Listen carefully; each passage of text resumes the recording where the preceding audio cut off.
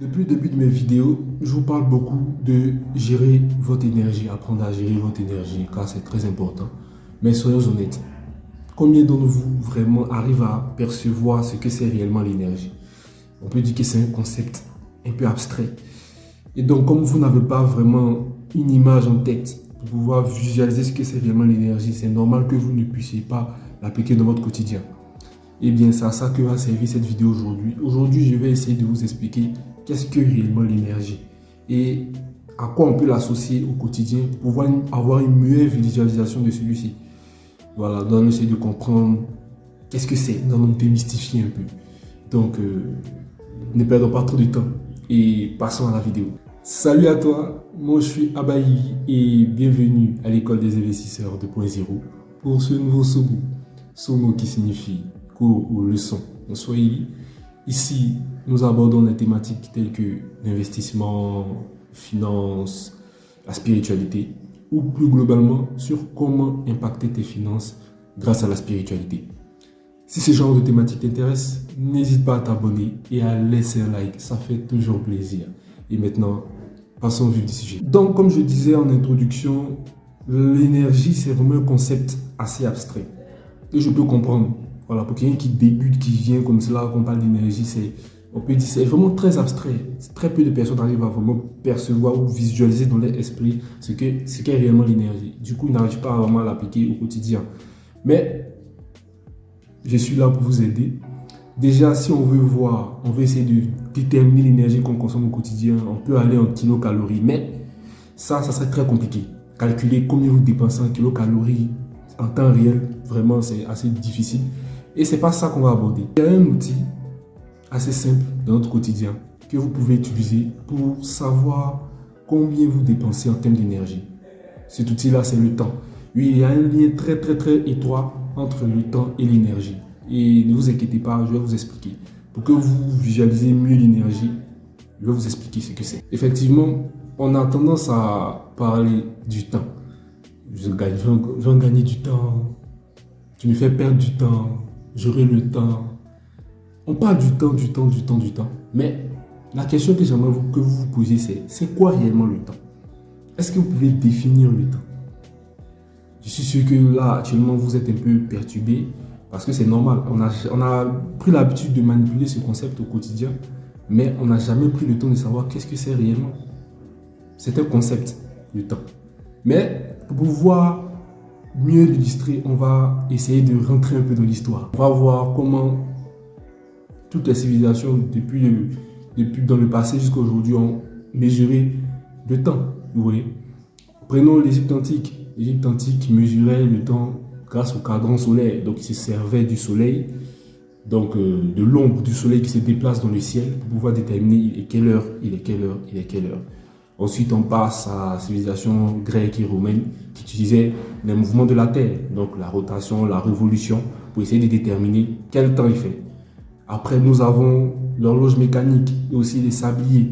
Les sabliers qui nous permettaient de savoir quel temps il faisait. Le sable descend, ça nous permet de savoir quel temps il fait. Et aussi, aujourd'hui, maintenant, c'est beaucoup plus précis. On utilise la méthode atomique. La méthode atomique, c'est la mesure de l'atome de césium. Donc, les oscillations de l'atome de césium. C'est pour cela qu'aujourd'hui, l'heure est beaucoup plus précise. On arrive à avoir l'heure de façon précise. C'est grâce à cette méthode-là, la méthode atomique. Mais, parmi toutes ces différentes méthodes de mesure de temps, il y a un lien qui revient toujours. Vous l'avez trouvé? Eh bien, c'est l'énergie.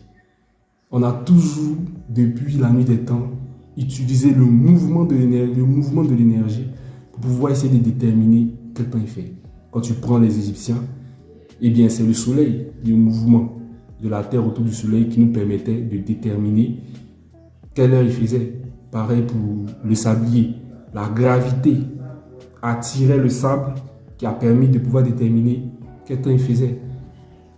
Et aujourd'hui, nous avons la méthode atomique qui est l'utilisation de l'atome, donc l'oscillation de l'atome pour pouvoir déterminer le temps qu'il fait.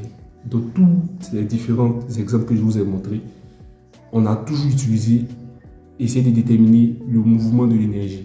Donc le temps, ce n'est rien d'autre que l'énergie en mouvement. On essaie de déterminer l'énergie en mouvement à un moment précis. Puis, le temps n'est qu'un concept. C'est la mesure de l'énergie qui est en mouvement perpétuel. C'est pas parce qu'aujourd'hui tu n'as pas envie de te lever que le soleil va arrêter la Terre va arrêter de tourner. Voilà, le soleil va se lever, ça va se coucher. Donc l'énergie est en perpétuel mouvement. Donc une façon de pouvoir essayer de visualiser l'énergie que vous perdez, c'est le temps qui passe. Chaque jour quand vous vous réveillez, vous avez de l'énergie qui vous quitte automatiquement. Que vous l'utilisez ou non, elle vous quitte. C'est normal, l'énergie doit être en mouvement. C'est pour cela qu'il faut canaliser votre énergie pour pouvoir le mettre dans des activités productives. C'est pour ça que je parle de gestion de votre énergie. Chaque jour quand vous vous réveillez, vous devez la gérer. Parce que même quand vous ne faites rien, vous perdez de l'énergie. Donc, vous devez l'utiliser à bon escient. Nous allons prendre un exemple pour que vous compreniez encore un peu mieux.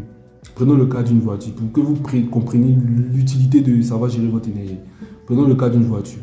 Si vous conduisez n'importe comment, vous ne prenez pas soin de la voiture, c'est clair que vous n'allez pas faire 10 km et la voiture, mais peut-être 20 km et puis la voiture va tomber en panne. Mais par contre, si vous prenez le temps de prendre soin de la voiture, de réparer quand il faut réparer, de faire les vidanges, de mettre le carburant, de faire tout ce qu'il faut, de rouler doucement, vous verrez que vous allez rouler beaucoup plus loin.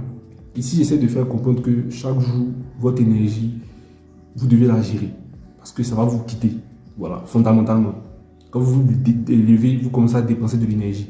Et si vous prenez cette énergie qui est dépensée et vous la mettez sur de mauvaises actions, comme je l'ai dit toujours, les réseaux sociaux, les trucs inutiles, vous perdez de l'énergie, inutilement aussi. Vous voyez, donc c'est un peu ça. Donc essayez de comprendre que le temps qui passe, c'est votre énergie aussi qui passe. C'est pour cela que chaque jour, vous devez être discipliné et faire ce que vous avez à faire. Voilà, parce que l'énergie ne vous demande pas la permission avant de vous quitter. L'énergie est en mouvement. Le but ici, c'était de vous faire comprendre que l'énergie, quand on parle d'énergie, c'est simplement le temps. Voilà. Prenez juste le temps, si vous voulez. Apprenez à gérer votre temps correctement. Investissez-le dans des actions concrètes et qui vont être utiles à l'avenir. Voilà. Donc, si la vidéo t'a plu, n'hésite pas à laisser un like et un commentaire. Et comme je le dis toujours, si vous voulez aller un peu plus loin, on a un canal Telegram, l'école des investisseurs 2.0, où on partage d'autres thématiques un peu plus en profondeur. Vous pouvez nous rejoindre, c'est dans la description. Donc, merci d'avoir regardé la vidéo. C'était Abaeli et je vous dis bye.